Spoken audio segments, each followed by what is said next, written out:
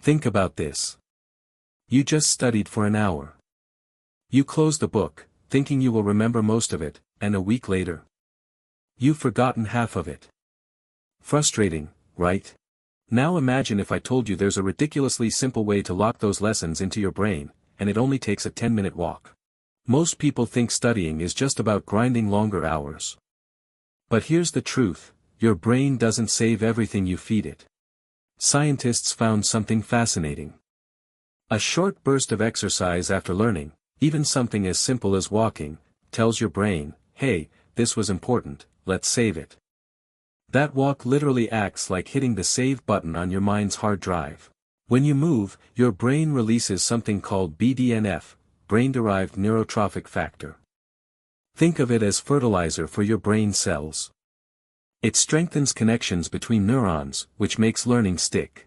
Exercise boosts oxygen to your hippocampus, your memory center. More oxygen equals stronger storage. Movement releases dopamine, serotonin, norepinephrine. Improves focus, mood, energy. Post-study exercise works like a mini version of sleep. Just like sleep helps consolidate memories, exercise right after learning signals your brain. This was important. Save it. Here's how you do it.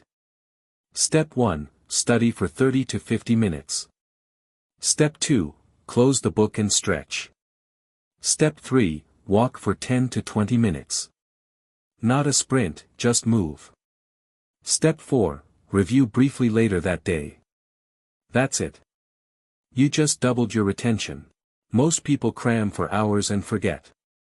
But not you, as you now know the secret.